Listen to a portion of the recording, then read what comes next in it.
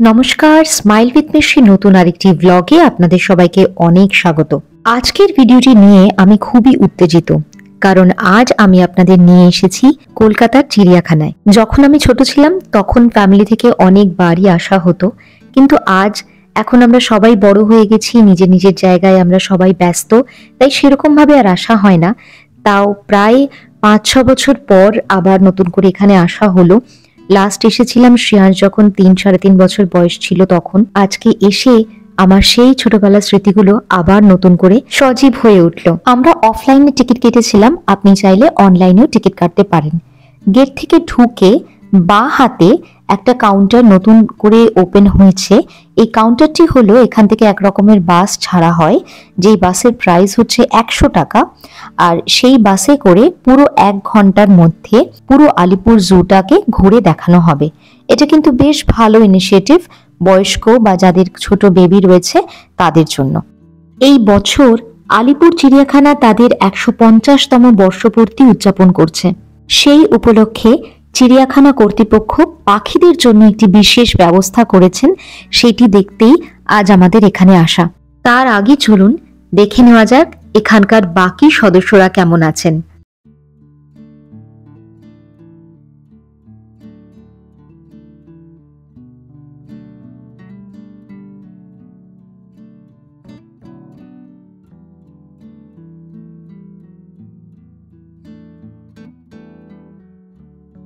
চারিদিকে প্রকৃতির দৃশ্য দেখে আমি বারবার এই প্রকৃতির প্রেমে পড়ে যাচ্ছি। যারা আপনারা আমার ভিডিও আগে থেকে দেখেন তারা জানেন যে আমি প্রকৃতিকে কতটা ভালোবাসি। আর আজকের দিনটিও কিন্তু বেশ ছিল, সূর্যি মামার দেখা ছিল না, আর ওদিক থেকে বর্ষা দিদি আমাদেরই সাথে আজকে সারাটা দিন কাটাবে বলে প্ল্যান করেছিল।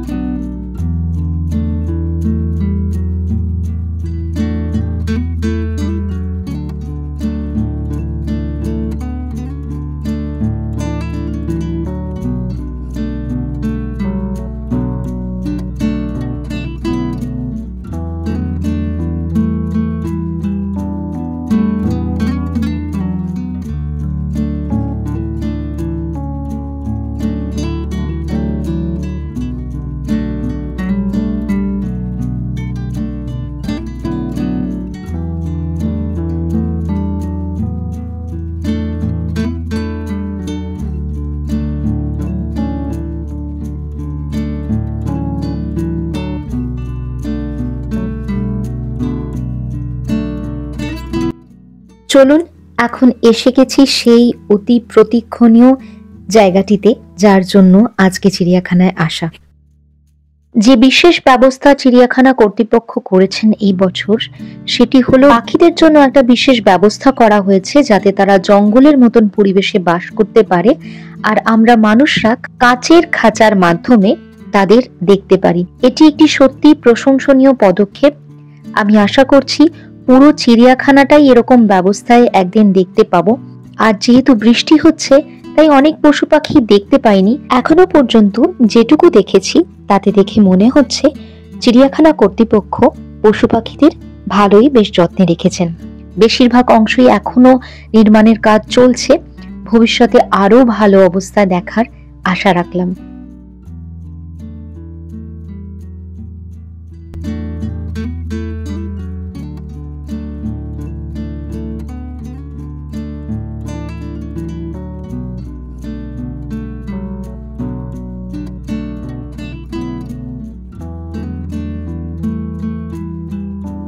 আজ একটা জিনিস নোটিস করলাম, এর আগেও অনেকবার করেছি, কিন্তু চিড়িয়াখানায় এসে যেন বিষয়টা বারবার মনে গেঁথে যাচ্ছিল।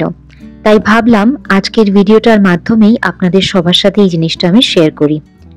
আমরা যখন চিড়িয়াখানায় এসেছি তখন ডেফিনেটলি আমরা আমাদের চারপাশের পশু পাখিদের দেখতে এসেছি, কিন্তু তার অর্থ এটা নয় যে এখানে এসে আমরা তাদের কোনো রকম ভাবে বিরক্ত করব বা অসম্মান করব। একটা কথা আমাদের মাথায় রাখতে হবে, আমরা তাদের ভাষা বুঝি চাই না বুঝি, তারা কিন্তু আমাদের ভাষা বোঝে, তারা কিন্তু ভালোবাসার ভাষা বোঝে, তারা কিন্তু ঘৃণার ভাষা বোঝে। তো তাদেরকে কোনো রকম ভাবে উত্তেজিত করা বা ডিস্টার্ব করা এগুলো কিন্তু একদমই উচিত না। বিশেষ করে আমরা বড় হয়ে যদি এগুলো করি তাহলে আমাদের থেকে আমাদের যে ছোটরা রয়েছে তারা কি শিখবে বলুন। তো অনেককেই দেখলাম এটা করতে এবং প্রতিনিয়ত আশেপাশেও হয়ে থাকে। তো চেষ্টা করবেন আপনাদের আশেপাশের প্রত্যেকটি মানুষ, প্রত্যেকটি জীবকে ভালো রাখার দায়িত্ব কিন্তু আমাদের সবার। এই দেখুন, দুই ভাই বোন কি সুন্দর হাত ধরে সেই তখন থেকে ঘুরে যাচ্ছে একসাথে। কেউ বলবে এটা ওদের প্রথম আলাপ? এইবারে একটু খাওয়া দাওয়া করে নিতে হবে, কারণ বাচ্চাগুলোকে নিয়ে এসছি, ওদের অনেকক্ষণ হলো খিদে পেয়ে গেছে। পশু পাখি আর প্রকৃতি একটা অনবদ্য কম্বিনেশন না? যাদের এই কম্বিনেশন ভালো লাগে তারা কিন্তু ডেফিনেটলি জঙ্গল সাফারি বা এই চিড়িয়াখানা বলুন, তারা এখানে বারবার ছুটে আসেন। যত দেখছি ততই আমি মুগ্ধ হয়ে যাচ্ছি। আমি এর জন্য কোনো ভাষা খুঁজে পাচ্ছি না। কি সৃষ্টি, তাই না?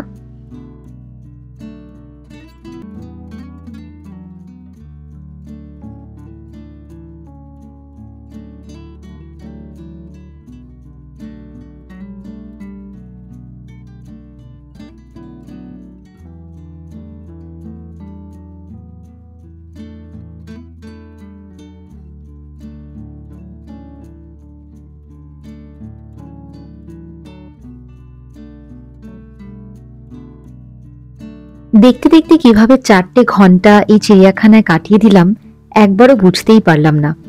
চলুন এরপর বাড়ি ফেরার পালা। সারা দিনটা বেশ ভালোই কাটলো। অনেক ছোটবেলার স্মৃতিগুলোকে একত্র করলাম। স্মৃতির খাতায় আজকের দিনটিও যোগ হলো। শীতকাল তো এসেই গেছে, তাহলে চিড়িয়াখানায় আসার কি কোনো পরিকল্পনা আছে এই বছর? তাহলে পরিবার আর বন্ধুদের নিয়ে আসুন, ঘুরে যান একটা সময়। আর যদি অলরেডি আপনারা ঘুরে গিয়ে থাকেন তাহলে ইনস্টাগ্রামে আমাকে ট্যাগ করতে ভুলবেন না। এখানেও কমেন্টস করে জানাতে পারেন। আচ্ছা, এই জায়গাটি দেখে কোনো একটি সিনেমার কথা মনে পড়ছে কি? কমেন্টস আমাকে নিশ্চয়ই জানাবেন।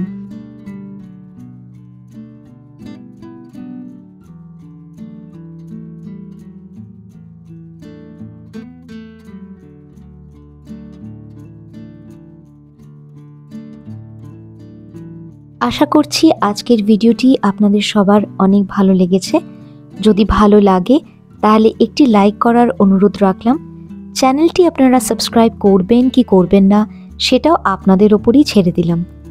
আজকে তাহলে এই পর্যন্তই। দেখা হচ্ছে পরবর্তী আরেকটি ভিডিওর সাথে খুব তাড়াতাড়ি। ততক্ষণ সবাই খুব ভালো থাকবেন, সুস্থ থাকবেন, সাবধানে থাকবেন। আর একটা কথা মনে রাখবেন, gratitude is the only attitude. দেখা হচ্ছে সবার সাথে খুব তাড়াতাড়ি। ততক্ষণ সবাই খুব ভালো থাকবেন, সাবধানে থাকবেন।